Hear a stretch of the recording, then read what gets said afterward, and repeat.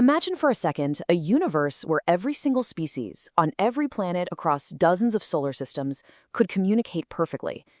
Just think, no misunderstandings, no lost translations. It's an incredible idea, right? But the story of how that language came to be is really a tale of two brilliant competing minds, and their rivalry would literally shape the fabric of reality itself. So let's dive into how it all went down.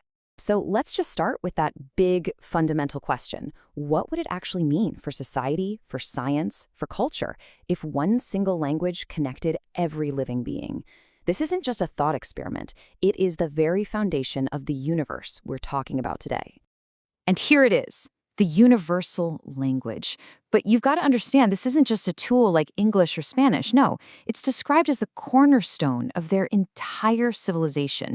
It's the lifeblood. It's how science gets done, how economies function, and how different cultures connect across the unimaginable emptiness of space. Okay, so to really get this language, you have to get the two people who created it. First, you have LD Lima, whose reign lasted for, over 400 years. And then, after this really short, kind of weird 5-year gap, Zurech Zygosima takes the throne for an even longer period. These two leaders, they define everything. So let's start with the original architect, the queen who kicked this whole thing off, LD Lima.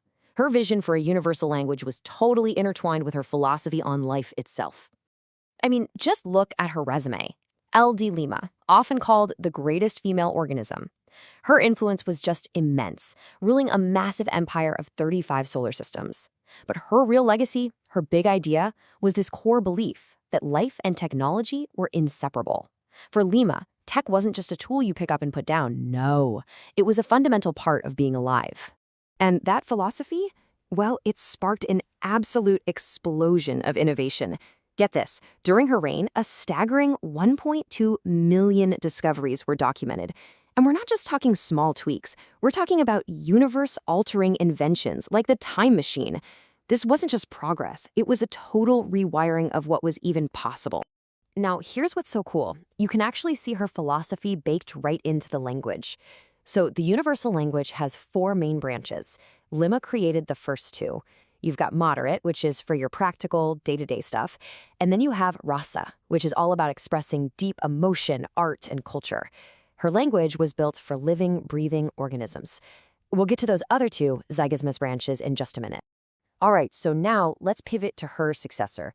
After Lima's incredible world-building reign, Zurech Zygosima steps onto the galactic stage. And boy, does he bring a different philosophy to the table. And this is where the story gets dark. Remember that 5-year gap on the timeline?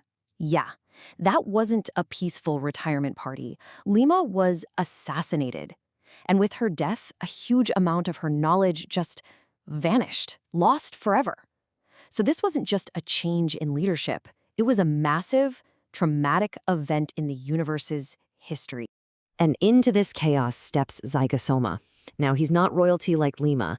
He's a product of intense education, a pure intellectual with this razor-sharp, analytical mind. His whole background is in the hard sciences, in universal law. He's here to build on Lima's legacy, for sure, but he's going to do it his way.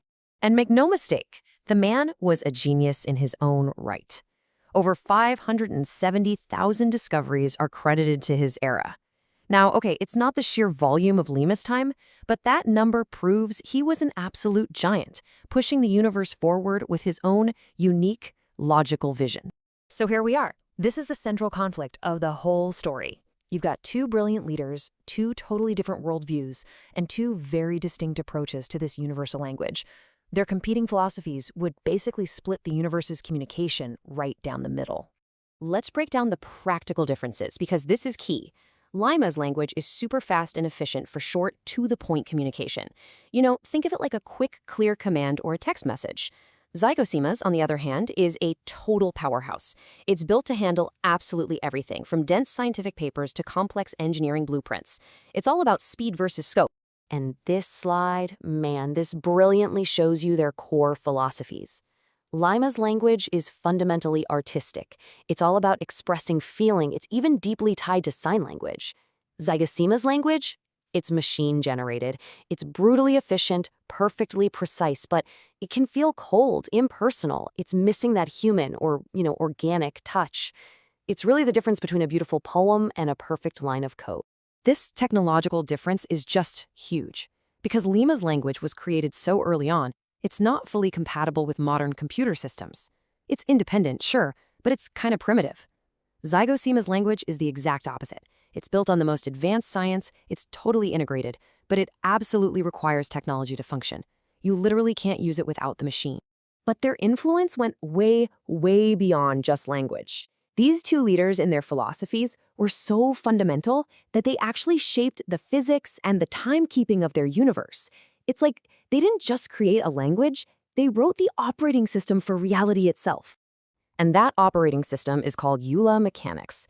The easiest way to think of it is like their theory of everything. The one set of laws that explains everything from the birth of a star to the way time flows. Both languages were built on these principles, but they came from two very different interpretations of how those principles worked. They even standardized time across the entire cosmos, breaking it into 3 tiers. So on the smallest scale, you have RTI, which is basically your local time, days and nights on your home planet. Then you zoom out and you get ATI, the scale used during their reigns, which tracks time by things like an asteroid passing by. And then at the grandest scale, you have STI, which measures cosmic time by massive events like comets colliding. It's a system designed to measure everything from a single day to the lifespan of a galaxy. So here's the bottom line. The universe is left with this fractured legacy.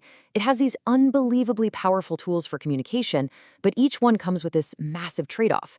You can have art and emotion, or you can have logic and precision. But it seems like you can't have both in the same system. And that really just leaves us with one final question to think about. If you were designing the operating system for an entire universe, which way would you go? Would you choose the beautiful, emotional, but technologically clunky language of Lima, or the ruthlessly efficient, logical, but maybe soulless language of Zygosima? Which one is the better foundation to build a universe on?